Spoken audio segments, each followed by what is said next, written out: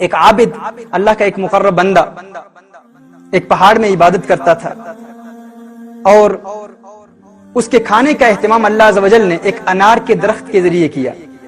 ایک انار کا درخت اس پہاڑ، اس کی عبادت گاہ جہاں وہ عبادت کرتا تھا، اس پہاڑ کے ساتھ ہی ایک انار کا درخت تھا۔ ہر روز اللہ عز و جل اسے 3 انار عطا فرماتا، وہ 3 انار کھا لیتا، اور وہی اس کی روزی تھی، وہی اس کا رزق تھا، اور وہی اس کے لیے کفایت کر جاتا۔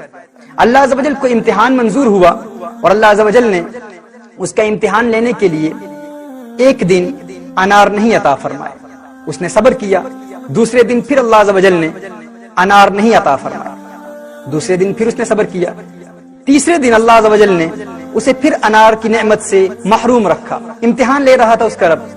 اب وہ بھوک سے نڈھال ہو کر، پریشانی میں مبتلا ہو کر، بہت زیادہ گھبراہٹ محسوس کرتے ہوئے اس پہاڑ سے نکل آیا۔ نیچے آتا ہے تو ایک غیر مسلم کا گھر ہے، اس غیر مسلم کے گھر پر دستک دیتا ہے، اسلام کے منکر کے گھر پر دستک دیتا ہے، اور بھیک مانگتا ہے، سوال کرتا ہے۔ اس غیر مسلم نے اسے 4 روٹیاں دی۔ وہ 4 روٹیاں لے کر جب اس کے گھر سے باہر نکلتا ہے تو اس غیر مسلم کا کتا اس عابد پر بھونکتا ہے۔ وہ عابد اس کتے کو 1 روٹی دیتا ہے، پھر کتا بھونکتا ہے، پھر دوسری روٹی دیتا ہے، پھر کتا بھونکتا ہے، تیسری روٹی بھی دے دیتا ہے، پھر کتا بھونکتا ہے اور چوتھی روٹی بھی دے دیتا ہے، لیکن وہ کتا ابھی بھی بھونک رہا ہے۔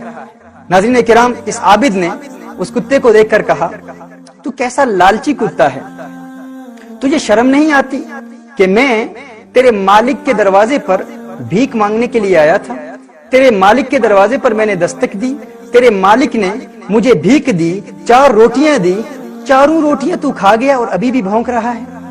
ناظرین کرام، اس کتے نے جواب دیا، اس نے کہا، اللہ عز و جل نے اسے قوت گویائی عطا فرمائی، اور اس کتے نے کہا، ہاں میں بے شرم ہوں، لیکن تجھ سے زیادہ بے شرم نہیں ہوں، تجھ سے زیادہ بے شرم نہیں ہوں۔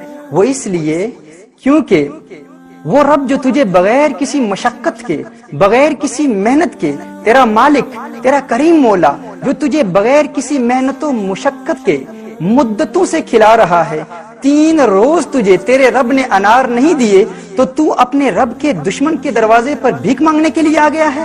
میں تو بے شرم ہوں، لیکن تجھ سے بڑا بے شرم نہیں۔ اللہ اکبر۔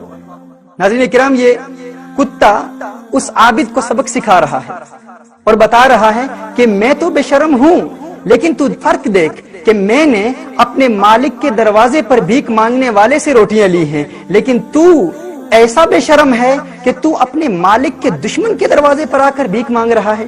تیرا رب تجھے مدتوں سے کھلا رہا ہے، لیکن پھر بھی تو اس کے دشمن کے دروازے پر دستک دے رہا ہے۔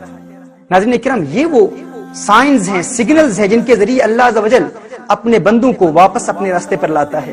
اگر ان کے قدم لڑکھڑا جائیں، اگر وہ بہک جائیں، راستے سے، حقیقت کے راستے سے دور بھی ہو جائیں، تو اللہ عز و جل اپنے مقرب بندوں کو ان سگنلز کے ذریعے، ان سائنس کے ذریعے واپس اپنے راستے پر لاتا ہے۔